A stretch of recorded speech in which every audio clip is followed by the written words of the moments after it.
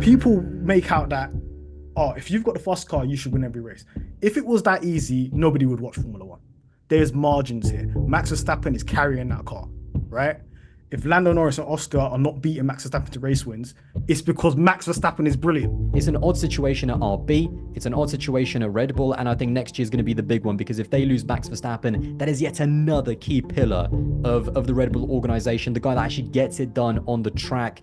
And ultimately, who's next? What's changed, Mahad? Because that's a very different team. They're moving very differently now, as at August of 2024, to what they were doing then. Again, didn't hesitate without compunction to sack off Albon, Kvyat and Gasly. Now they're letting this dude hang around in Checo Perez, a dude who's performing much worse than all of the aforementioned. Mahad, let me put the question to you this way.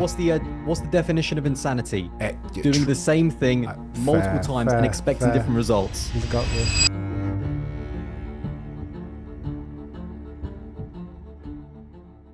Hello and welcome to another episode of the Shakedown. With me, I've got two very special guests today. The one that they call Aldous, one of the goatiest F1 channels on the YouTubes, and the one they call Mahad of Pit Stop Fracas and McLaren Fan TV. How are we doing, gents? It doesn't matter how you are doing, because we've got a lot of F1age that we need to get to. Very many automotive threads at which we need to pull. First, Mahad, let me get to you, because McLaren are kicking off. They're doing bits out here. Their car is probably ostensibly the quickest on the grid, but it looks like they can't get it together still making lots of mistakes.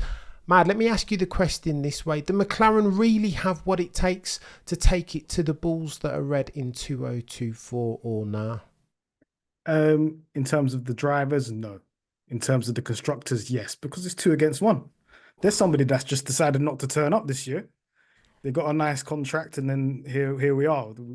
Max Verstappen, a fantastic driver, maybe top 5 driver of all time. He cannot do it by himself, especially without a car advantage. And with Oscar and Lando, even though there are mistakes with the team, there's mistakes with the drivers, they're still outscoring Red Bull. So this is where we're at. If that stays the trend, if Red Bull still have limited capabilities in terms of upgrades, and they're not going to move forward, and Mercedes are in the mix as well, they're going to continue to drop points. So Max's good work at the beginning of the season, before McLaren had a good car, might be the savior for him.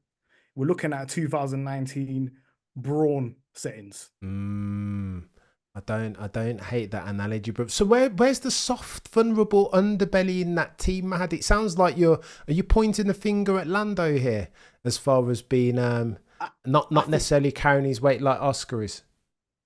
In terms of carrying weight, me personally, I'm a McLaren fan first. I look at the scoreboard. I see Lando Norris has scored more points than Oscar Piastri this year. So therefore, Lando Norris has contributed more for the McLaren cause to win constructors more than Oscar Piastri, right?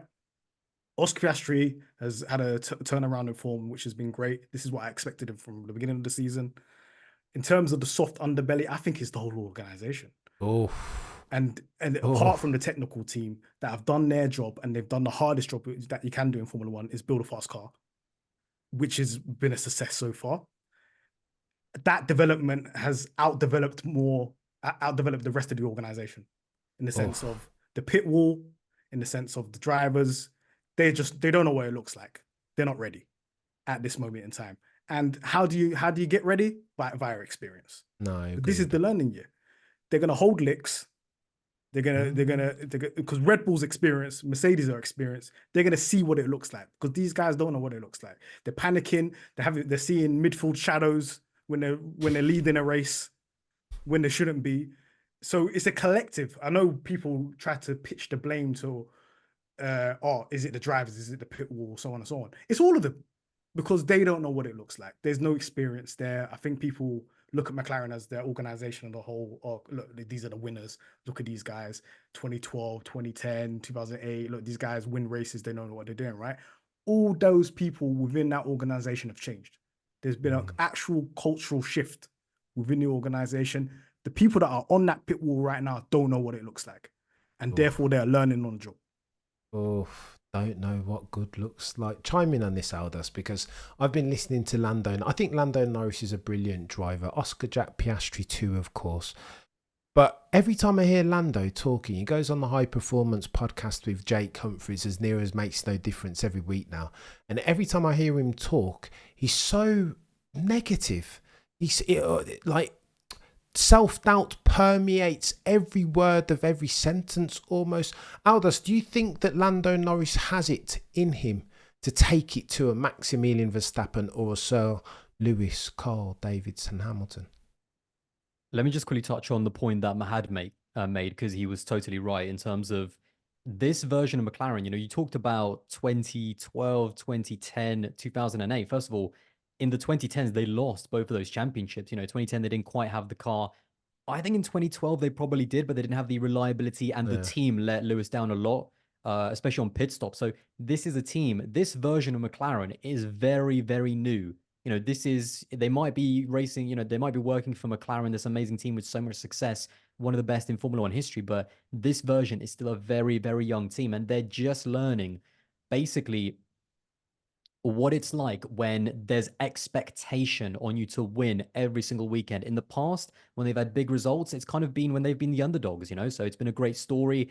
Even early during Spain, I remember when Lando was getting driver of the day for starting on pole in the fastest car and finishing second. You know, even when he was getting those back-to-back driver of the days, I forget what the other one was. Imola. That was Imola. Bizarre to me. Bizarre. That showed me that fans still treated that team as like this little midfield underdog. Look how cute it is that they're fighting Max and stuff. But now they're becoming a serious team, you know, because now there's expectation of, hold on a minute, you do have the best car. Lando's been asking for this for the past 5 years. So, you know, start challenging for the championship. And unfortunately, I think they're 78 points behind Red Bull. And I do think Lando is 78 points behind Max in the drivers. And that's not going to get it done. I don't think he's going to be able to beat Max this year, purely because of what we've seen already. I mean, he has had Miami was how long ago? 8 races or something? 6? I forget, like something like that. And I think he's only beaten Max twice. Like Eight. that's it. He's only outscored Max and gained points in the championship twice. So yeah, the drivers is over. And I think McLaren themselves are kind of defeatist as well. Like they know the drivers is over. But the constructors is alive. You know, obviously Sergio Perez isn't holding his own weight. That's a whole other obviously conversation that we'll probably get to. But in terms of Lando, it's tricky because whilst the team is very green, very young, and they have made mistakes on the operational side, the pit stop side, the strategy side, Lando has also, I think, learned a very difficult lesson, which is it ain't as easy as it looks. It's very different watching Lewis and Max dominate and, you know, come up with these comments. Look how good your car is. Oh, of course, your car is great. So you should be beating everyone, blah, blah, blah, blah. And there's a lot of receipts that are coming out now from the past like 4 or 5 years. And he's learning that it ain't that easy. So I think part of him is just being a little bit humble now. I think he's being humble just a little bit. This year is going to be a learning year, not just on track, but off track as well emotionally. He's going to have to get his mind in the right frame because at the moment you are right. He is a little bit overcritical. He's very, very honest, maybe too honest at times. Is that the best way? The thing is, for some, you know, drivers are all different. You know, some drivers are super closed off, super kind of self-minded. They never do any wrong. I've never heard Max Verstappen ever say that he's been at fault for an incident, and he's got that kind of selfish, total belief mentality, and that's what works for him. I think some drivers are more open and can kind of admit, you know, defeat, you know, Lewis perhaps, you know, he does admit that sometimes he gets things wrong, and that's what works for him. I don't think Lando quite has that maturity, not in terms of age, but in terms of championship, dealing with that pressure of the expectations of needing to challenge for a title and needing to win races on a consistent basis. I don't think quite has that mental maturity just yet. But as Mahad said, this is the learning year. You know, I'll give them this year. They still have something to fight for. I mean, a constructor's title for McLaren would be incredible, no doubt about it. So yeah, they still have something to fight for. But relative to expectations, I've been disappointed with Lando because there's been a lot of talk, there's been a lot of hope, there's been a lot of great results in his career, and now that he has been given a championship challenging car, you know, what was it, like 5 or 6 races into the season, he hasn't been able to get it done, and it's been a little bit disappointing. There is clearly a gap between Max, Lewis. I also put Fernando and Charles on that level as well. I know that Charles perhaps might be a bit controversial, and there's a step. Lando is below them at the moment, but it's only his first half a year trying to challenge for a title. So plenty more development for him to come. It is hoping. I think you guys are giving McLaren a lot of grace, a lot more grace than I'd give them, because we all know that the most difficult thing to get hold of in Formula One, historically, one of the oldest truisms in Formula One as a motorsport formula, is that you can't get hold of a car capable of winning races and championships. And Lando and Oscar have that now. Zach and Andrea have that now. So surely they need to take advantage of it in real time. There is no formative phase. They can't, you know what I mean? There's no warming up here.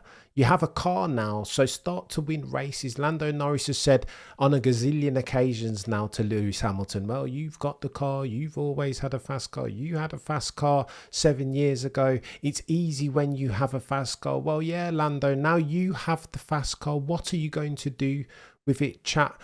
Mahad, are McLaren all talk and no action? What do they need? Let me ask you the question this day. What's the one or two things that they need to do, gap analysis, to get back to the mountaintop? Because I think there's a few things that need to address, right? And you'll be more acutely aware of it than me or Aldous. Okay, so for me, you make good points there. Listen, this is Formula One. There is no grace periods. You got to be on it. And for me, it's what they need to be doing is shifting that mentality that they've had, where they've had a midfield mentality where they're constantly looking at the ones around them and trying to react to what they're doing or seeing what they're doing, rather than have the confidence in their own ability and their own strategies and the way they approach a weekend to say, okay, this is what we're doing. They must react to us, right? You're so used to driving in midfield and thinking about undercuts and overcuts and, okay, how are we going to get to fourth position, fifth position, and so on. When you're actually in the lead of a race, let's look at Silverstone. You are now in control of that race. You've done all the good decisions. And I think the foundation of decisions are good there. They had a good decision to keep the mediums from Friday. They had a good decision to set the car up so they knew that rain was going to come. So they'd have a little bit more downforce so they can survive the weather a little bit, put themselves in that position, be 1-2, but then have the confidence to say, okay, I'm going to double stack here. I'm going to go through with this strategy that we've had planned from Friday and put medium tires on this car and follow through with it, right? When you're scared and you're looking at other people around you, you're like, oh, what's Mercedes doing? What's Red Bull doing? And you start second guessing yourself. This is where the issues are. And this is where the midfield mentality has to shift and move forward and be like, okay, we are the leaders. These guys have to move to us. If we make a move, they react to us, right? And McLaren don't do that. They're very, very reactive. They're very, very, oh, what's going on here? You saw in Hungary. Why on earth were they looking at Hamilton? What on earth are they doing? You are 1-2. You are down the road. You don't care about any of that. You just He was pick how never you're going to going catch to do. them. I know. So the whole radio, oh, we're going to box Lando first to cover Hamilton. What are you talking about? Just execute your 1-2. This is where overthinking comes, right? And it permeates down to the drivers as well. And thank God that Oscar Piastri's got an advantage here because he's got Tom Stallard. Tom Stallard was there in the old regime. He was Jenson Button's engineer. He knows how to coach a driver through a race and how to coach a driver through a win, right? But when you see the nervousness of the pit wall from even Lando's radio engineer, it goes down to the driver. They're just second guessing each other. They're just overthinking all over the place. And once that mentality shifts and they find that confidence, then I feel like they can make that next step. But this is why this is why Alda spoke about this year being a learning year. Because how are you going to learn how to race at the front? If you don't race at the front, you got to learn how to race at the front. You can't just hypothetically think about it when you're in the midfield and you're going against seasoned veterans. I know we're talking about, and I know, Cam, you spoke about having a fast car. You should win, right? It's not as easy as that. You gotta be absolutely perfect on all levels, right? People make out that, oh, if you've got the fast car, you should win every race. If it was that easy, nobody would watch Formula One. There's margins here. Max Verstappen is carrying that car, right? If Lando Norris and Oscar are not beating Max Verstappen to race wins, it's because Max Verstappen is brilliant. And Oscar Piastri or Lando Norris haven't done what they needed to do, or the team hasn't done what they needed to do to beat him. The gaps are marginal. Yes, McLaren had the better car, but the gaps are marginal. This is not W11 settings where you're down the road. 20 seconds. We're seeing the drivers make the difference. The reason why this season is so exciting is because when you look at the drivers that have actually performed, there's no surprise that in the period where Mercedes, Red Bull, McLaren, and even Ferrari a little bit, where they've all been competitive, it has been Max, Lewis, even Charles in Spa. I thought his drive there was amazing. That Ferrari was the fourth quickest car. He finished on the podium. That's incredible. So it's no surprise that these are the drivers that are coming out on top because they are making the difference in those really marginal situations. Mahad was totally right. Also with McLaren, they're not used to dictating races from the front. They're used to reacting. We saw the same in Canada as well. Lando did have enough time to pit in Canada when the safety car came out, and that should have been automatic. Like when they saw, I think it was, of course it was Logan Sargent. When they saw Logan Sargent in the barrier, that should have been automatic. Right, if this safety car goes, we're pitting straight away because we clearly need a new set of tires. And again, they kind of, we were kind of calculating, blah, blah, blah. We were looking behind us. They should have pitted Lando straight away, but they were scared because he was at the front. They had that little worry, left him out for another lap, and he lost the race because of it. He lost track position to Max, and he lost the race from there. That was McLaren's decision. They really should have won that. So it's been a really interesting season, but Mahad also makes a good point where sometimes, we have this perception that McLaren are just beginning. Next year they're going to have an even better car, maybe a championship winning car, things like that. But if anyone was watching back in 2008, for example, with BMW, they had a very small window that season to potentially challenge for the championship. They got one win with Robert Kubica, and BMW basically said, that's our goals achieved for the year. We've won a race. Our sponsors love it, everything. Now we're going to focus on 2009. And ultimately, that was their last ever season in Formula One, 2009. After the financial crisis, they never had a car as good as that. They left Formula One, and Robert Kubica to this day is angry that they kind of abandoned 2008, the moment that he won a race. So it's not certain that McLaren are going to be back.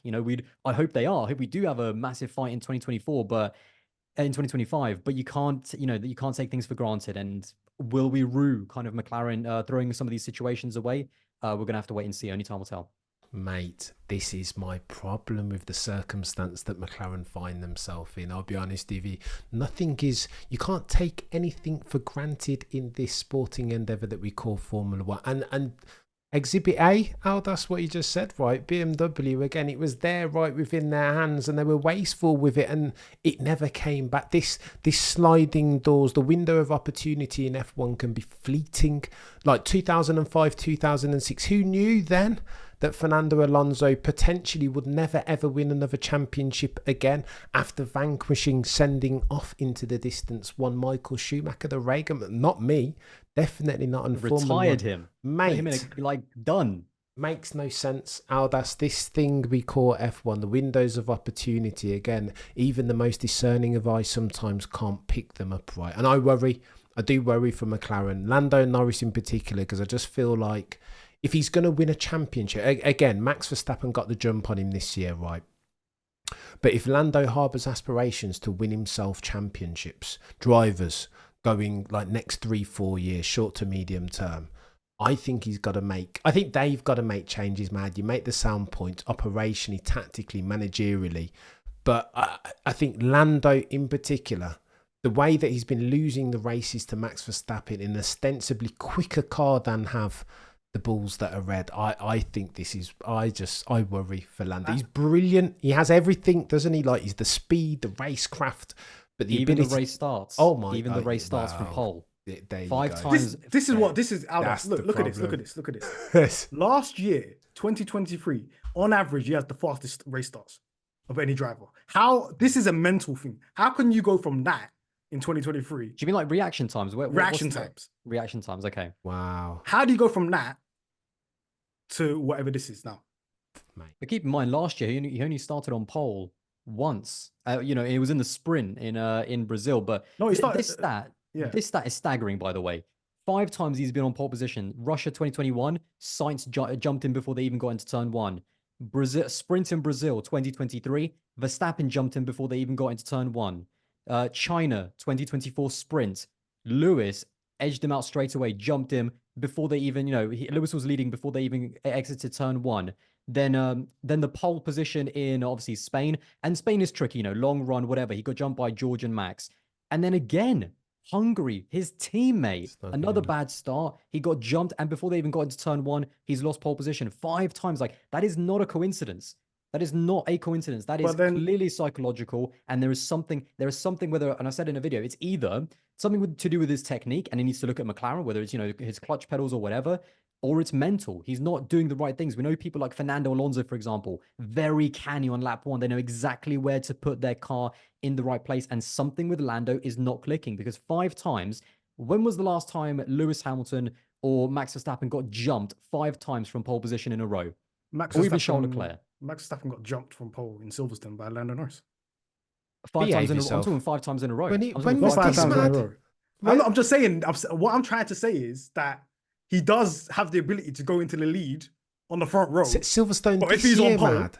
Silverstone, he wasn't on pole in Silverstone. Right, so the way No, I'm talking about Max Silverstone Lando this 2023. year.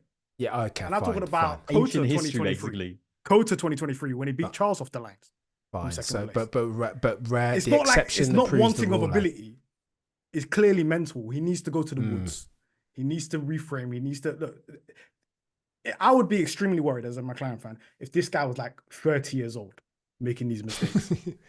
If I felt like, okay, this is it. This is the be all and end all. This guy's 24, Oscar's 23. This is the time for self-improvement. He's got the self-awareness, and he's got the kind of self-reflection within him to say, okay, this isn't good enough. I need to improve on that. Now it's about if he actually improves on it, right? Race starts, racecraft again when it's wheel to wheel against Max Verstappen, all of this type of stuff, all these little mistakes here and there, he needs to iron it out. He knows he needs to iron it out. I would be more worried if he didn't even acknowledge it. If he didn't acknowledge it, then I know this guy is he's not serious.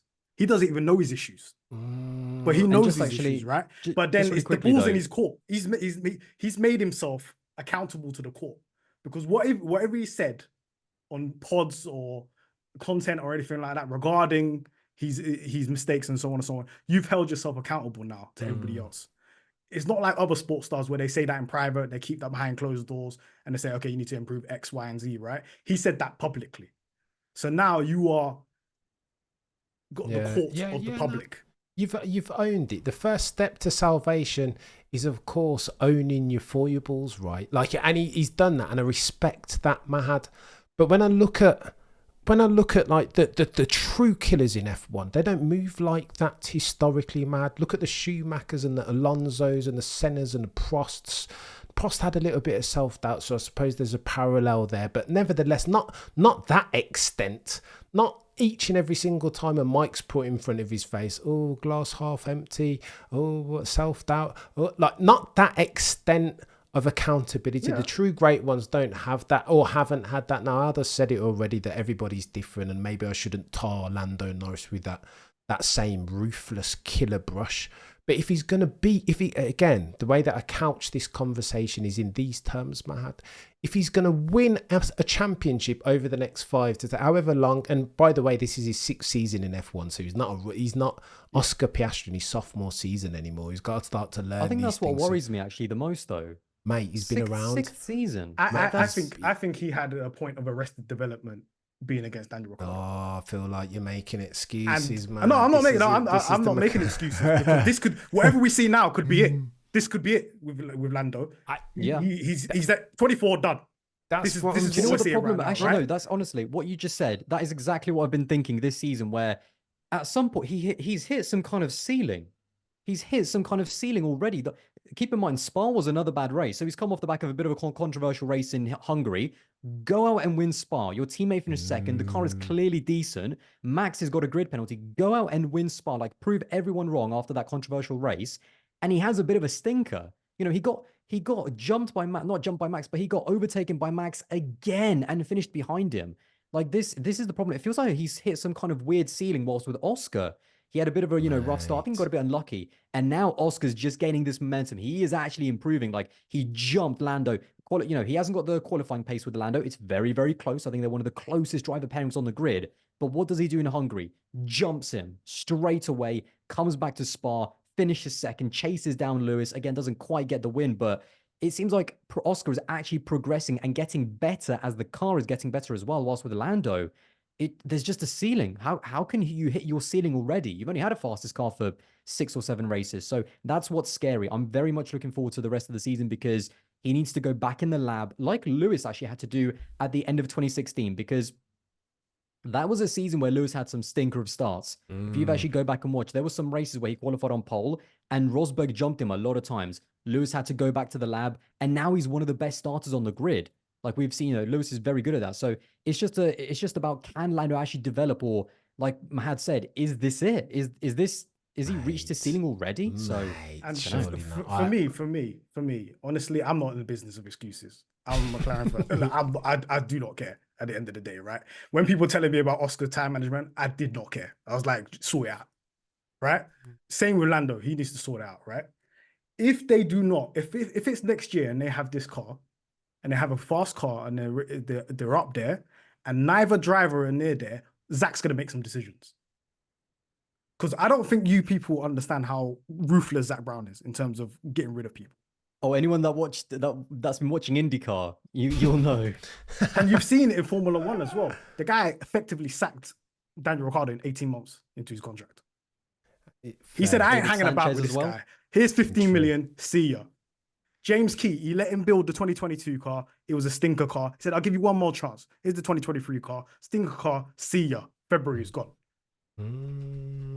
Well, mate, He will go driver shopping if these guys don't sort it out. Because no matter how bad Lando's season is, he's still second in the championship and his teammate hasn't beat him. For me personally, I came into the season thinking Oscar's going to batter him. It didn't happen. Mate, but it's coming. It's coming. It needs to come. That Oscar Piastri train is never late. I almost feel like they're doing one of these that, as far as their momentum, I'm expecting it. Mahad, it's coming. It feels almost like. And if it arrives, then the team shifts. Mahad, it feels like. I tell you what, it feels like in real time. All of the momentum that Lando Norris is losing, Oscar Piastri has acquired. Their respective curves are doing one of these opposite directions now. And I just feel, I think Lando Norris is the story. I just feel like if Lando, as his not insubstantial talents are worthy of, if he harbours aspirations to win himself championships over the next 3 to 4 years, he's going to have to beat himself Max, he's going to have to beat himself Charles, he's going to have to beat himself George Russell, and so too he's going to have to beat himself the guy on the opposite side of the garage, Oscar Jack Piastri, and that has me worried for Lando. I'm not sure that he's got the minerals or ruthlessness or mental robustness requisite to beat all of those guys. He's going to need to improve. It's going to get chaos. Go on, let's talk about Red Bull now, chaps, because I never thought I'd see this. What Wheatley's left, Newey's left, potentially joining Aston Martin as soon as, or to be announced as soon as September for next year. Are we, Aldas, seeing the end of an era in the Bulls that are red? I mean, I think everyone wants to know the answer to that question. I think we're definitely seeing the big parts starting to jump ship, which I think is very worrying. Like even Honda, for example. I mean, you can't discount that. That's the power unit that won them the championship and has been winning them the championship. So Honda are gone. Red Bull powertrains Ford. We've no idea how that's going to go. They're a massive unknown. Again, Wheatley, Newey. It's quite crazy actually, because at the beginning of the season, this team was having. Again, they continued the ridiculous dominance that they had last year, but behind the scenes, there was all of these things going on. There was so much chaos, between Christian Horner and Jos Verstappen. We know how much, Jos is part of Team Verstappen, quite literally. So we know that he does have influence on Max. Max is his own man, but there's no doubt that his dad, has his ear a little bit. There's all these things, pulling, Red Bull and Christian Horner, and then Adrian Newey thought, I'm out of here. I've had enough of this kind of tension. Helmut Marko, he's with Max. Max basically said, if Marko's kicked out, I'm out. So despite all of this tension, they were winning. And because they were winning, it was papering over the cracks. Winning papers over cracks. And at the end of the day, it doesn't matter how chaotic it is. As long as they keep winning, then it's no problem. Now it just seems like to be like a snowball effect because the car is stagnated. Both of the drivers aren't happy with it. The Checo thing, there's just so much noise at Red Bull at the moment. And I think next year is going to be the big litmus test, because if they don't at least challenge for the championship next year, I could definitely see Max go to Mercedes. I know that Jos Verstappen definitely wants to see Max go to Mercedes. And, where do Red Bull go from here? It's tricky. I mean, they've even screwed up their driver lineup in a way because back in the olden days, Toro Rosso, it was automatic. A new driver got an opportunity every couple of years. And the moment that there was an opportunity at Red Bull, bang, they were in. Now they have kind of a bit of a blockage of drivers. Liam Lawson should have been in Formula One this season. They've kind of brought back Daniel Ricciardo, still kept him on because they're not sure if Checo is going to be good enough because he wants to go into that seat. And, you've got Isaac Hadjar potentially who's going to win the Formula 2 championship as well. So he needs to get into Formula One. And so, yeah, Yuki Tsunoda, they've got a driver in Yuki who's literally doing everything that a junior used to do to earn their place in Formula One. And they're straight up not considering him. So he's just there kind of in a way. I feel sorry for Yuki because he's there wasting a seat, which I kind of, I feel sorry about, even though he's doing a fantastic job and beating Ricciardo. And we've reached this point where Yuki Tsunoda is outperforming Daniel Ricciardo, and somehow Daniel's the one that is, 100% aimed for that Red Bull seat. So it's an odd situation at RB. It's an odd situation at Red Bull. And I think next year is going to be the big one because if they lose Max Verstappen, that is yet another key pillar of the Red Bull organization, the guy that actually gets it done on the track. And ultimately, who's next? Who's going to be the next person to jump ship from Red Bull? So they're losing a lot of the fundamental pieces. They're losing a lot of the pillars of their organization. And I do think that, listen, at the end of the day, happened to Ferrari, happened to McLaren, happened to Mercedes. All dynasties fall at the end of the day. Whether they're rebuilt is another matter. And it was going to happen eventually, but I didn't see it happen like this, with so many people jumping ship so early and so much chaos politically in the background. So I do think we are seeing the downfall of Red Bull, but they can still save themselves next year. They still have a decent car, by the way. Red Bull was arguably the quickest in Spa. If Max doesn't have a grid penalty, he walks that race. Qualified 6/10 ahead of everyone else. He wins that race. But yeah, it just seems to be one thing after another. But I do think that we're seeing the dominance of Red Bull come to an end. Chaos. So then, Mahad, let me pitch this question at you this way. Why, if all of their struggles that Aldas has just so neatly and concisely outlined, personnel, car dodginess, lack of harmony, why then did they go and extend Checo Perez, give him a 1+1 deal, and then with the showdown talks on Monday the 29th, not long, why did they choose to keep him, not sack him off, and put in there any one of Danny Rick, Liam Lawson, or Yuki Tsunoda? Why, Mahad? F1 is not a meritocracy. This is politics. This is war. This is what happens when in Formula One. And what we're seeing now is the spillover of what's going on behind the scenes at Red Bull, right? There's clearly one side versus another side. Horner is on one side. You got Jos Verstappen and Marco on another side. Ever since the passing of Mateschitz, there is a power struggle within this organization from the top. This is not even just Red Bull Racing. This is from right up to Red Bull at the top, between the Thai side and the Austrian side. And it's actually, we're seeing it on full display with the Formula One team at this moment in time. And when it comes to war, there's going to be collateral and there's going to be sides, right? Horner keeping Perez in that seat is Horner showing himself, look, I've got a power play here. Look, I decide who's in this seat. You don't decide, Helmut Marko, who's in this seat, right?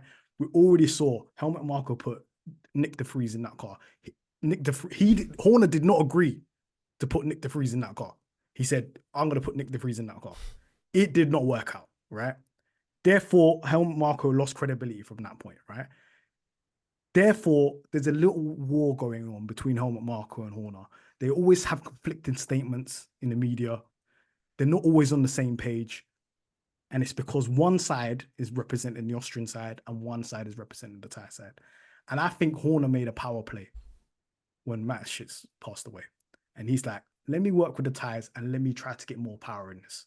Let me try to take over and try to get the Austrians out. The Austrians got a sniff of it. And here we are right now.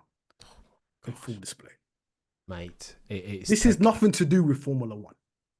This is high level corporate people dealing with each other and trying to take each other out. You know what though, Mahad? I would see that and raise you this.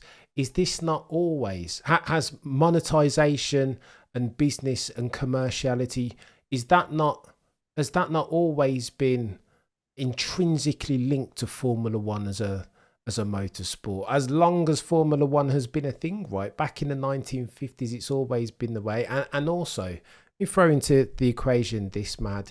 You know that Checo Perez has a documentary not long come out called No te rindas, cabrón, meaning don't you give up, you joker.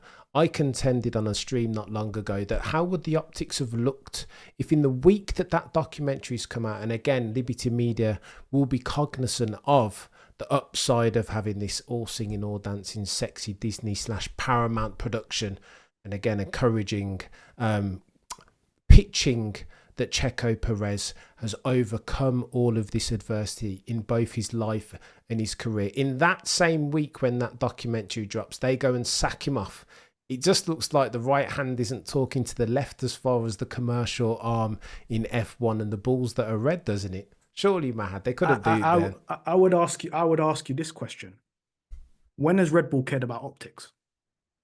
If they cared about optics, Horner wouldn't be in the job right now. Oof. Is that what you believe, Mahad? I'm not even sure that that's true.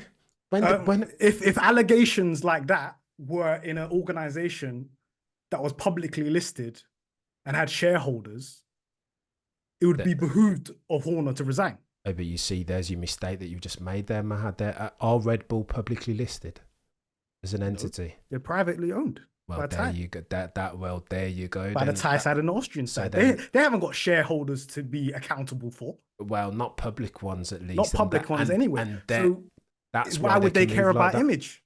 Because Liberty Media. There's no share price to be damaged here. Well, because let's do the hypothetical thing then, and let's play this hypothetical game. If Liberty Media had a word with Christian Horner and the Bulls that are red and said, you know what, chaps, don't get rid of Checo Perez. We've got the Mexican Grand Prix on October the 27th, and we don't want ticket sales to tank. Remember that Max Verstappen was getting death threats at the Mexican Grand Prix last year. What, you think you're going to sack off Checo Perez before October the 27th and then turn up at the Mexican Grand Prix and everything's going to be okay?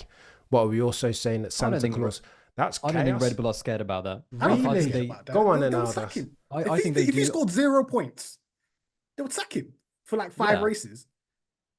Do you think that? I don't know. Go on now, just quickly on the contract thing. Just quickly on the contract thing. So it's been reported that the reason why they signed the contract, even though it was for next year, is because they gave Checo a choice. We signed the contract now, but there is a clause that if you are 100 points behind Max Verstappen, we can kick you out. You know, we have the prerogative to kick you out. And Checo decided to back himself. He decided, he came out with I've got a 2-year contract, all of that sort of thing. He's still saying that in the media, by the way. We know, and fair enough, of course. What else is he going to say? His answer is always, I've got a contract, I've got a piece of paper, stuff like that. And he chose to sign it, and that's why he's opened himself up to actually getting caught. So I think that's why they signed that contract so early. I don't think Red Bull at all care what. I don't think they're going to be influenced by Formula One, by ticket sales, or Carlos Slim, for example, one of the richest men in the world who backs Checo with multiple companies. And I don't think that they care about the optics. I think they care about performance, and I think they're in a bad situation where their best choice is Daniel Ricciardo, and there's no certainty at all that Daniel Ricciardo is going to be able to stand up to the pressure of racing at the front up against Max Verstappen. He was last there in 2018. The likes of Lando, George, and Albon, they weren't even in Formula One yet. So that was a long time ago. So I don't think Red Bull care about the optics. And what did Christian Horner say when they decided to announce that they're keeping him on, which already looks pretty bad. The guy should be kept on technically if he has a contract. What did he say to his staff in Milton Keynes? He said, we look forward to seeing Checo at some of his strongest tracks that are coming up. He did not say definitively that Checo is staying. True. He is looking at the likes of Singapore. He's looking at the likes of Baku, king of the streets, allegedly. He is looking at these tracks and he's looking at Checo. And I think Checo's got about 3 races. And if he doesn't perform in Singapore and Baku, gone. He could be out at the end of the season. There's no doubt about it. I just think, I think, Aldous, there's something that we're missing in this root cause analysis pie. Genuinely, before Belgium, all of the rhetoric from both Marku and Horner was we can't run a race with one leg. Checo Perez has been up and down. It's not his speed, it's his consistency. He had the opportunity from P2 to go and do well because he qualified well. And where did he end up? P8, P7 with George Russell's disqualification. And I still don't understand in my very noddy F1 mind how that dude, what's changed between Monday the 29th and the Belgian Grand Prix. I don't understand what's changed. And I disagree with you vehemently, Aldous. I can't see how we can characterise Red Bull as a team that prioritises performance, and yet they've kept Checo Perez. Surely at this stage, there is more risk from keeping Checo Perez on as a going concern, as a driver, as a second driver at Red Bull Racing, than there is from jettisoning him off. And anyone, to your question, Aldous, who would... there's no guarantees in Formula One, right? Again, a truism as old as F1 itself. But at this stage, there's less risk from subbing in a Danny Rick or a Yuki or a Liam Lawson than there is from keeping this dude so poor and dire. And materially, is he underperforming his objective? Surely, Aldous. I will say, keep in mind, when Max Verstappen was asked, or Max Verstappen said himself, Checo isn't the problem with the team. They have got bigger problems. True. The car, he was like, let's not take for granted, like, Checo is not actually the problem. The car is what is bad at the moment. And also, in that meeting with the Helmut Marko, Red Bull talked about, are we doing everything we can? Is this Red Bull performing at our maximum in terms of helping Checo to perform as well as he can? And is this just the best that he can do? Or could we be doing more? And they have decided that one of the reasons why they've kept him on is because they've decided that there is still more that they can do. Now, whether that means a change on kind of his team side, just the people around him, certainly some of the strategies, sometimes Checo does get a few kind of odd strategies and things aren't quite, we don't see kind of the same level of aptitude, I think, when it comes to making decisions for Checo as we do for Max. For Max, everything is perfect, everything is thought out. And so I think the team has decided there is still more things that we can do in the background to improve the car, to improve the people around Checo, and to make him more comfortable before we can definitively say there is nothing more that we can do for him to improve. And I think that's when they're going to kick him out. So it's, again, 3 races. I think that's what he's got. He's got, 3 or 4 races, and then we'll need to reconvene this conversation, I think. This is bonkers. Are you buying what Aldous is selling, Mahad? That Red Bull are a team now that have a conscience, that are considering what they can do to help Checo Perez, potentially winding back the car to an earlier spec this season. Like, what are we talking about? Is this Red Bull? Or is this I'm not sure I'd say Red Bull have a conscience, by the way. That's not my words. Aldous did not say that. Those are the words of Cameron. Cameron, you're feeding words into his mouth. Yeah. But go on, Mahad. Like, does that sound like Red Bull? Let me explain to you what I mean. I'll outline the point more clearly. The Red Bull that sacked off Gasly, the Red Bull that sacked off Daniel Kvyat, the Red Bull that chucked to the side in an instant without compunction won Alex Albon. What's changed, Mahad? Because that's a very different team. They're moving very differently now as at August of 2024 to what they were doing then. Again, didn't hesitate without compunction to sack off Albon, Kvyat and Gasly. Now they're letting this dude hang around in Checo Perez, a dude who's performing much worse than all of the aforementioned. Mahad, let me put the question to you this way. What's the definition of insanity? Doing the same thing multiple times and expecting different results. He's got me. Okay. Fair. No. But what's changed, Mahad? Go on, what's changed? Because I'm confused. First of all, brilliant. Red Bull didn't sign Sergio Perez to the junior program. Those guys had them weak junior contracts where they can just swap them in between the teams. If they want to get rid of them, you can get rid of them. You think Perez, grown man, going into that team with lawyers, is going to sign a contract like that? There is no way. There is no way. They haven't got wiggle room like that with Sergio Perez's contracts. You have to understand that. And the difference is with Sergio Perez and the other guys, he's bringing money to the table. So the contract is both ways, right? So there's going to be some deliberation about getting rid of him or not, because this is not as simple as, this guy came from the Red Bull Junior program. We can do whatever we want with him. Let's put him to VCOB. You can't do that with somebody like Checo Perez. It's not in the contract. Yeah. And Checo would never sign a contract like that. That's Or true. his lawyers would never sign. These are acute people. They're not going to be doing that. Secondly, Red Bull do care about performance, but they're not showing it. And do you know why they're not showing it? Because, like I said, this has got nothing to do with Formula One or performance. This is a power struggle from behind. Helmut Marko, if he was in charge of this driver decisions, do you think Perez will still be there? No. Absolutely not. Absolutely not. Do you think Daniel Ricciardo would be in the V-Carb seat if Helmut Marko was in charge of decisions? No, he isn't. He would be out there. Liam Lawson would be in that seat right now if Helmut Marko was in charge. He's not in charge no more. This is Horner decisions. This is chaos, bro. I don't like. And it's a power struggle between those two. It's not out there in the open, but I assure you that there's conflict between those two. But I mean, it is out in the open. Those two, it's almost out in the open.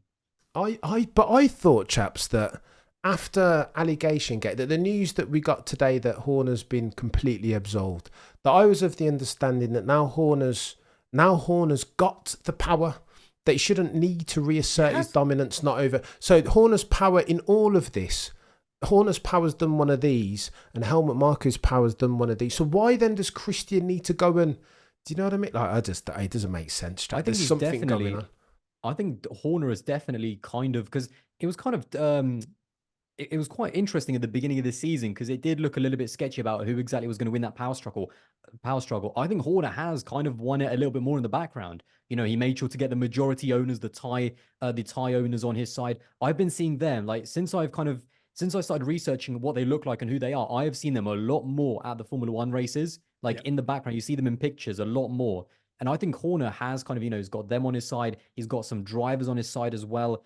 And it is a bit of a power struggle. I think, again, I think this was a compromise. I think it was kicking the can down in terms of, keeping Checo on for the second half of the season, let's just say. It was kicking the can down the road for Christian Horner, I think. That's all this is.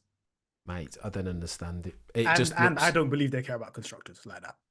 If they've got drivers in the back, listen, 2021 showed that. They don't care.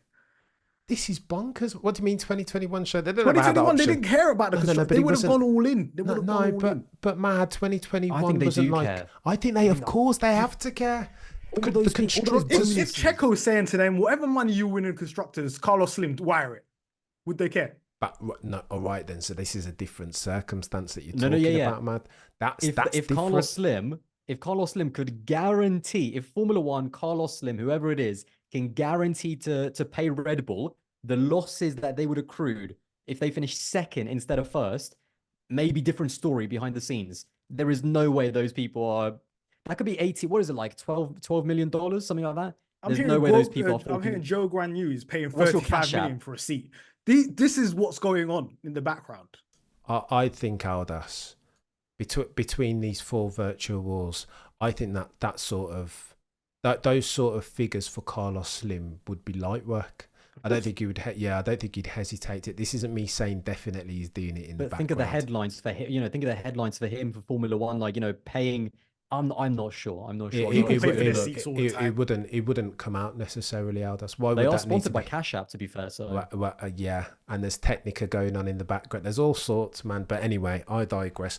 Let's talk about something different, chaps, because Maximilian Verstappen, there's a lot of talk and rumour and conjecture around Aston Martin at the moment on 2 points, on 2 counts. Firstly, that Adrian Newey is due to be over there. That announcement's going to be made September the 1st, rumour has it. And then secondly, that Max Verstappen, per your assertion, Aldas, won't be going to Mercedes, the boys and girls at Brackley and Brixworth. The rumour has it that he will be following potentially one Adrian Newey over to Lawrence Stroll's team. Aldas, chime in on that, chap. What do you reckon? What sort of probability are you putting on Adrian Newey and Maximilian Verstappen going over to Aston Martin in the next couple of years, mate? To be honest, I think that would be kind of an interesting opportunity for both of them. As far as Max, I kind of thought about it the past few days and even a little bit as we were talking. I feel like he might have, obviously, Mercedes on the table, potentially Aston Martin, maybe even McLaren. If things don't quite work out with Lando Norris, I think Lando would definitely suit a Red Bull environment. I think commercially, there's a lot of things that I think he would be good at with the Red Bull. So, potentially Max could try and engineer a swap into McLaren if they become the dominant force. So for Max, I think he's got options going forward. I think he might be looking soon at his next challenge. And I think Aston Martin could be an interesting one. For Adrian Newey, I think Aston Martin is actually quite interesting, even more interesting, because for one of the things is that it would be almost a complete full circle moment. Kind of, I think it would be great to see, to see him almost go back to a team. Obviously, he was not there in the first place, but the team that used to be Jordan, that kind of old school team, where he started his Formula One career. He started at Leighton House, actually, back in the 90s, and to go back to a team, that's built up as Aston Martin, to be the guy that again designs the cars that wins them their first championships. A team that used to be this massive underdog as Jordan, then became Force India, had all of these kind of financial problems. I think that could be a really interesting storyline and chapter in his career, Formula One career. The only thing that kind of makes me a bit skeptical is I am not Adrian Newey and Lawrence Stroll. I'm not a big fan of that character combination. It just doesn't. Adrian Newey does not like politics and things like that. And we know that Lawrence Stroll, he's demanding. He wasn't afraid to sack Otmar Zafnauer. He hasn't been afraid to sack other people as well within the organization. I'm just not sure. I think there might be a bit of a character clash, just a little bit. Doesn't fit together to me like a good duo, to be honest. But it could definitely happen. I could definitely see Adrian Newey can go wherever he wants. And I think for Max, the opportunity to keep working with Adrian, he's definitely going to have options on the table as well. So in terms of the likelihood, I think with Adrian Newey, it's much more higher than Max Verstappen. Oof.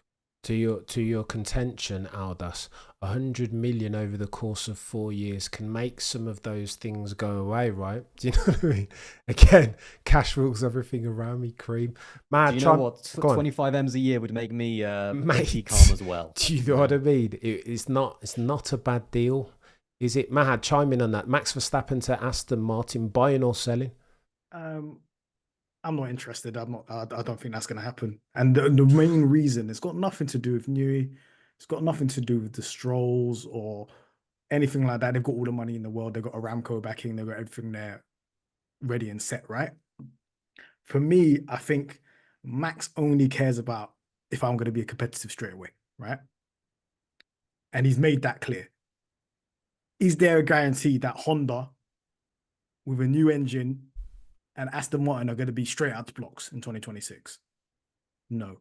The move that really interested me was Carlos Sainz to Williams. And the reason why that interested me, because that is an indication that Mercedes engine's good to me, or it's going to be at least competitive. If it's a situation where it's like a 2014 to 2018 and Newey's designs are hampered by an engine that's underpowered compared to a Mercedes, is Newey going to be that factor? The engine's going to be the main factor of the 2026, right?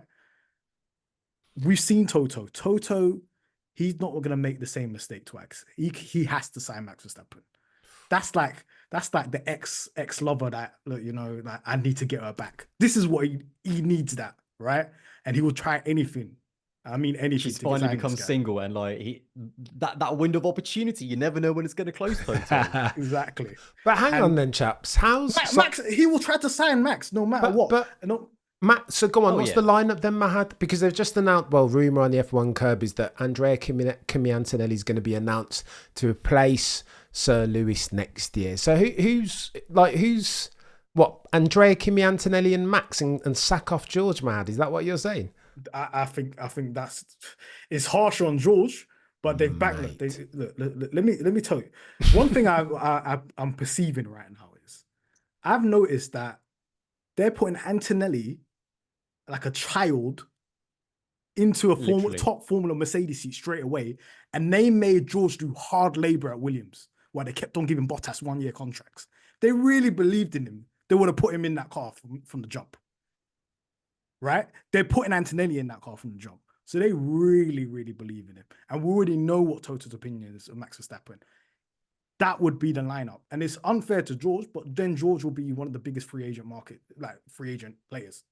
This is chaos, bro. Why? And another reason. Absolute chaos. Cam, if your future is George, why are you giving him a contract to the end of 2025? Why not longer? Leclerc got a long contract. Norris got a long contract. No, brother, I don't disagree with you. The evidence stacks up against it. But what I'm saying to you is, all of those, like you guys on this stream just now, so too Toto, with the boys and girls at Brackley and Brixton, all of the aforementioned need to put some respect on George Russell's name after that drive at Belgium, chaps. Like, what are we like? Come on. Like, we've seen the head-to-head record between George and Lewis. And Lewis, by the way, is no slouch. So do the F1 maths. George Russell winning F2 and F3 in his maiden voyage. Like, what do we do? How dare all of you lot, the disrespect that you're putting on King George Russell's name of Kingsley Norfolk. Come on, chaps. Really? But this is a what have you done for me lately kind of business. And for George Russell, it's all about he has got to kind of gather the power around that team for himself. Yeah. Do you know what I mean? Like, he's the only way that he is going to become indispensable is by showing Toto that we don't need Max to win the title in 2025. I can do it. You know, he started to show those signs. Again, I thought Spa was a great drive. You know, obviously, despite the disqualification, I think he should take a lot of pride in the performance and what he did up against Lewis and Shaw and Oscar. So it's going to be down to George. George is in control of his own destiny. He's got a rookie as his teammate. So, you know, you can stat pad up against Antonelli, but you need to make sure next year that you look indispensable to earn yourself the contract. Because at the moment, like, you know, it's not like a Red Bull situation where people have contracts. Mercedes have no drivers for 2026. Everything's on the table. Anyone can be signed there at the moment. So it's going to be down to George, but I also think that there is a connection still between Toto and George. You know, there is some loyalty there. I don't know how much loyalty means in Formula One, to be honest, at the end of the day, especially when there's dollar signs involved. But there is a connection there. I don't think George would just get kicked out just like that, especially if he's performing. But it's all down to him. If he has the car next year, it also kind of depends on the car, because if the car's not very good next year and they're, you know, only finishing on the podium, not even winning races, there's more of an excuse to kick out Russell. But if they do have another race-winning car and Russell's seriously leading that team, I mean, winning multiple races, challenging for the championship as well, he can make his case that we don't need Max. I'm here. You've been developing me. Trust me and Kimi to get the job done. So, yeah, it's all on King Russell. And one thing I just wanted to add. Where's the verbal confirmation from Toto that this is our guy? Wouldn't the contract be signed now? We're 1.5 years away from that contract running out for Russell. Mahad, me and you were singing from the same hymn sheet. I'm telling you, I don't know what's missing here. No, Russell at McLaren immediately. I don't understand. I don't know what's missing. Mad. What are they seeing behind closed doors that I'm not seeing? Me and you were singing from the same hymn sheet, chap. But I think it's an absolute flagrant disrespect. I think Toto needs to have a word with himself, you know. I know that he's got this bee in his bonnet that regrets not signing Max Verstappen in the first instance, 2015-16 settings. I know that, and I know that he's looking to solve and cure for those ill. I get it. But yet and still, you've got George Russell, one of the hottest prospects of the next generation. There's Max, there's Charles, and there's George, right? Lando too, you want to throw in there, and Oscar. But George is vying for like the top step of the next ones coming through, surely. So I just think, I don't know, I think the disrespect, I think George would be looking at that thinking, all right then, go on then, Toto. You think this is a game? Let me have a word with this Sauber soon to be Audi. Like, I would be. Oh no, George, don't do that. Don't do that. Come back off the cliff. Don't do that. We're looking at P15 finishes if that's the case. yeah, on a good day. The way they're looking. But I think Toto's also a little bit worried about if Max goes to another team, what about if they become a superpower? What about if he makes the difference at that team? He's also worried it's not just about what Max can give them or, you know, what George can give them. What can Max give other teams? But it kind of locks Max out. You know, if he can't go to Ferrari, if he can't go to Mercedes, where is he going to go? You know, so it's, you know, you could tactically just not sign Max and let him go to an Aston, you know, gamble on an Aston Martin or, God's sake, an Audi. There's no way he's going there. I would say this. If Max Verstappen's available and Toto doesn't sign him, that's corporate negligence. You have to sign him. There's no way. Immediately.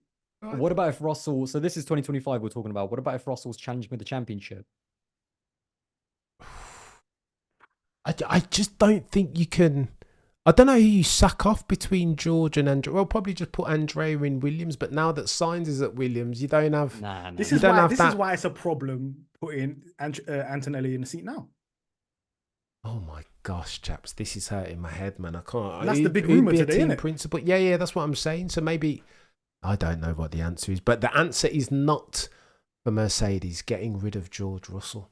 King George Russell of Kingsley, Norfolk. Put some respect on his name. What are we doing after that Belgian Grand Prix? Qualifying head-to-head, roundly beating Sir Lewis, Carl Davids and Hamilton. What are you doing, Toto? Now, this is unacceptable, chaps. I I can't condone this. Like, what do we do? In fairness, though, as the car has become a race-winning car, now Lewis has actually kind of edged George out a little bit. Like now the quality. I think Lewis at the beginning of the season, it was a bad start to the season. I think it was a disappointing start for Lewis. I think it was a lack of motivation when, when you're challenging for P7 or P8 or P6 on a good day. But now that the car and the stakes have been raised, I think Lewis has really upped his game. And George is right up there, by the way, no doubt about it. But we just in the races, he overtook George in the wet, had a better Hungarian Grand Prix as well, and had a better Spa as well. So maybe that's playing a little bit on the mind of Toto as well.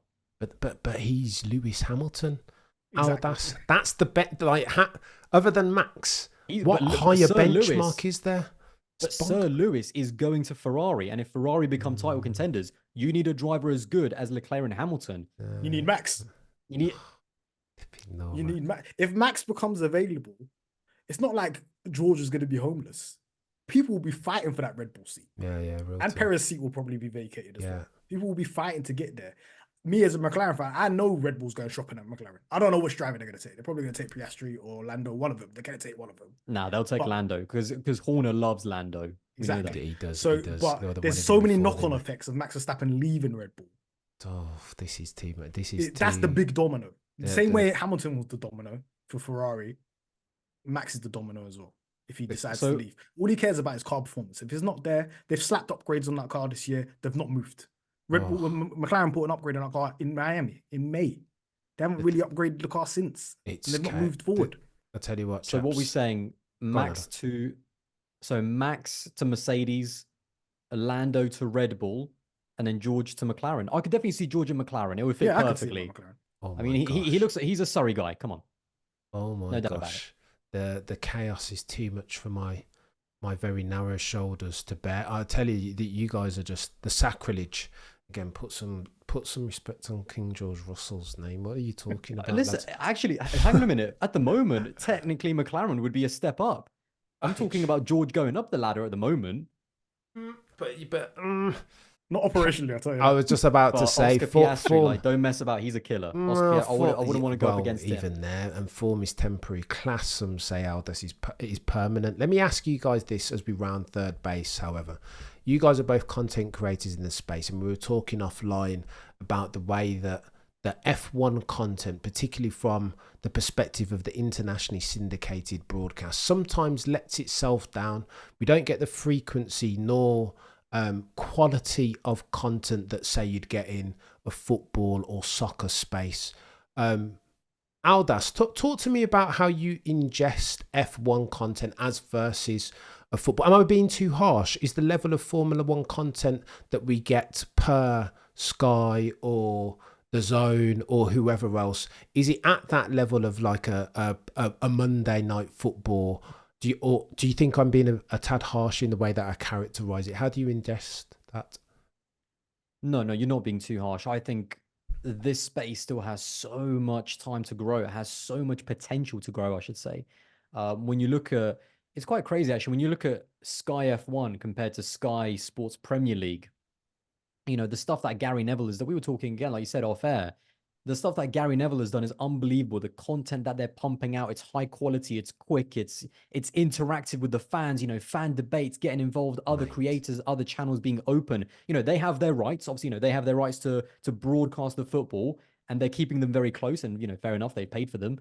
But they're still getting those content creators involved, really great content, giving us access, even stuff like the whole, the Premier League have allowed us to kind of hear VAR and referees. I mean, could you imagine if we were allowed to hear the FIA? I'm not sure if I'm not sure if that's a good or a bad thing, but that's a different discussion. Exactly, yeah. I think that opening a can of worms on that one. But it's just, I still feel like Sky aren't quite doing enough. When you actually look at it, they have the rights to Formula One, and that's great, and that's their prerogative. But all they're doing is obviously broadcasting at number one, putting out highlights, putting out some interesting pieces on race day, history, a little bit about the track, about the drivers, putting out a podcast, and that's about it. And to me, like, I feel like there's so much more room for them to grow. They're the only ones in the UK, I think, that have, that have the rights. Obviously, in other countries, it's different. I think ESPN has it over in America. So yeah, there is still a lot more room to grow. And I do think if Sky aren't going to do it, then it's our job, especially on YouTube, because I love YouTube. That's my platform. I think there's so much opportunity for us to perhaps do something bigger, high quality, great content, consistency as well, get the fans involved. Maybe it's instead of waiting for someone else to hand an opportunity to us, maybe it's our job to create it for ourselves. So yeah, this space still has a lot of room to grow. There's also a lot of obstacles because Formula One and Liberty Media in general, it's a very closed shop, especially since Netflix. Even the teams have been here. I know this is a Formula One creator speaking to actually some of the people inside the teams. If you remember back in 2021 and 2022, McLaren, Red Bull, all of these teams were doing kind of behind the scenes, what was it? McLaren Unboxed, Red Bull Fully Charged, I think. The reason why you don't see those programs anymore is because Formula One themselves have actually gone to the teams and told them to cut it down, because the only thing they want is footage for them, obviously, and for Netflix. And they actually, only Ferrari are the only ones that keep doing their kind of, every single race, series kind of posting footage, because, Ferrari have a bit more clout than any of the other teams. But yeah, there's massive barriers. Unfortunately, one of them is the sport itself, which isn't very creator friendly. Certainly from a content point of view, I know that they obviously, they invite influencers and people that they see that can expand the brand and bring new audiences into the sport. But from a content point of view, Formula One is not very friendly. But that just means that us creators are going to have to work a lot harder to create more engaging content for the fans. Oof, preach, Aldous. Mahad, chime in on that very quickly, because I just think it upsets me, quite frankly, the disparity in the level of content that's out there as far as the sport that we love, the sport that we cover as content creators, as versus football, Monday Night Football, Gary Neville just murdering it, overlap, there's AFTV, there's like a plethora of god tier level content out there as far as football, almost to where it just swallows a whole. I don't even watch F1 content anymore, because I just think it's, aside from the obvious names like a Josh Revel, Aldous, Tomo, Mahad of Pit Stop Fracas and McLaren Fan TV, Quick Stop F1, other than the obvious ones, there's just a massive, it's like Verstappen and Lewis and the rest. That's the analogy, right? And I don't think it's good enough, Mahad. Buying or selling what I'm saying, sir? I'm totally buying. I think the way F1 content is archaic. It lacks creativity. It lacks fan interaction. If we look at how other sports operate, look at the NFL. Look how much content is out there on NFL. Look how much content is out in the NBA, and how much fan interaction there is, and how much commentary around that, and how much they embrace fans talking about the sport, right? And even the embrace of former drivers being involved in the sport, in the commentary of the sport, right? I look forward to seeing Nico Rosberg talking whenever they do have him on. I look forward to former drivers giving their insights and letting the fans know, okay, this is how it really is to be a Formula One driver, and this is what this driver is going through X, Y, and Z, right? We barely see that. We saw Jack Villeneuve in Canada commentating on Sky. People thought, oh, this is a bit outlandish and so on. Do you know why people thought it was outlandish? Because everything in F1 is sanitized. All commentary is sanitized. All narrative around it is sanitized, because the people that are actually describing the sport and people that are actually commentating on the sport are actually friends and mates with all these people that work in F1, right? So you can't really criticize them. You can't really give a real opinion on what's actually going on, right? So all I hear when I see your Sky Sports or your F1 TV and so on is just repeated talks, no unique takes. Just, okay, this person said the same thing as this person and so on and so on. And when somebody does have a unique take, it's a big controversy. When Jack Villeneuve has a big controversy. But that's what we need. We need more independent voices, right? 100%. And this is what content creators provide. I know people may not like some sort of content creators, but at the end of the day, to provide a unique voice and unique narrative to what's going on in Formula One, right? It's gotta be different and unique, like you said, Mahad. And I just think F1 stands out by comparison poorly. It compares very negative. The variance is adverse versus a football, and materially so, because I'm so used to watching the overlap and the production value and the banter and the charisma, and then you get Kino coming on with his jokes and his Roy Keane, who bloody Juventus back in do you know what I mean? Like, you've got both the length of service and the banter and the production value. So by comparison, it's just like, well, F1, what do we do? Why am I even watching this? I'm used to this level, Max Verstappen and Lewis Hamilton. Why am I going to ingest now Nicholas Latifi level content? Because I'm not interested. I don't tolerate it. I don't do that anyway. So why would I now, just because it's Look how Formula damning it is. Now, do you know what I do? Go When a race is at 2:00, 1:55, I turn on the TV. Mate. Yeah, same. I'm actually I actually, because How when I sad is started that? watching Formula One, BBC was smashing it out of the park. They were kind of the Unbelievable stuff. innovators with all with amazing montages and edits. And Sky have tried to obviously continue that, but I don't think it's quite at the same level. I remember their end of season reviews. Oh my god, like the 2012 season review is just levels to this game. All of those 10, 11, 12, 13. Just go watch them on YouTube. They're amazing. But it just feels like, they've still continued. But the thing is, you got to elevate that. I actually don't think the Sky content is even as good as it used to, as the BBC stuff. So they're just still stuck doing the same old things, kind of the same old pieces. And Mahad put it perfectly. There's a lot of, because the paddock is so small, I think football is a lot bigger than the Formula One paddock, which is again that traveling circus.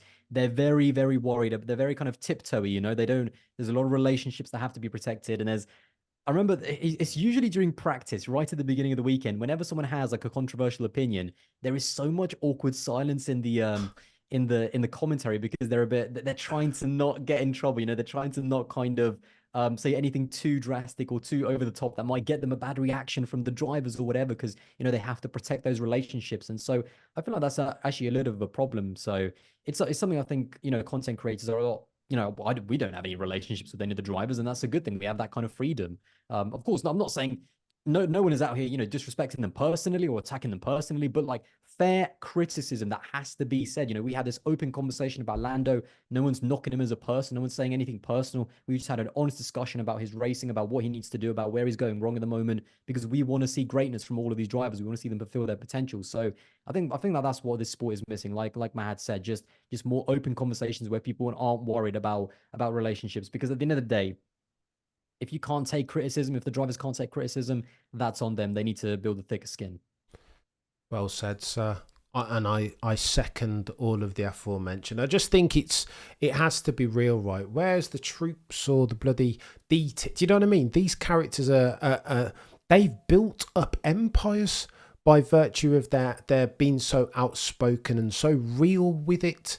Where are the equivalent characters, aside from a Jacques Villeneuve or a Nico Rosberg, who are part-timers at best, come to a couple of races a year if we are lucky? Where are those characters on the internationally syndicated broadcast that are going to ask Lando the real questions? Are you being too negative? Is that going to hinder your progress going? Do you know what I mean? Like, I just don't see it, chaps. And You're not getting bang for your buck. Well, for my £90 worth, month on month, Mahad, what's the point at this stage? Like, it's not fair. It's not commensurate. 24-hour channel and you put in a 99 Spa race. I don't care. Just let's make some content here and put it on TV. Just be like, have a look around, peruse the landscape, and you can see the levels that other sports and other industries are doing. Just look at YouTube. There were some god tier creators on YouTube alone, not just in the F1 space, but outside of. That's the level at which you've got to aim, right? Like, anything beneath that, because people are consuming this and have access to it. It is free, for Pete's sake. So if I'm paying 90 quid a month for my F1 Sky Sports subscription, then I want the level, at least the level that I'm getting for free on YouTube, for Pete's sake. But I digress. Rant over. Chill out, Cameron. You guys have been legends. Thank you so much. Aldas, go and check that dude out again. One of the go-tiest on YouTube. Mahad, you can go and check him out at the Pit Stop Fracker podcast, and also on McLaren Fan TV with the legend Peter on pole. What do you mean? Go and have a look at those guys. Go and check them out. Subscribe, follow, etc., etc. I have always been your boy, Cameron F1. Do me a favor, like, comment, subscribe if you're watching on the YouTube. If you're listening on a podcasting platform, do me a favor, 5 stars and follow, por favor. And as always, between now and next time, remember to look but never stare.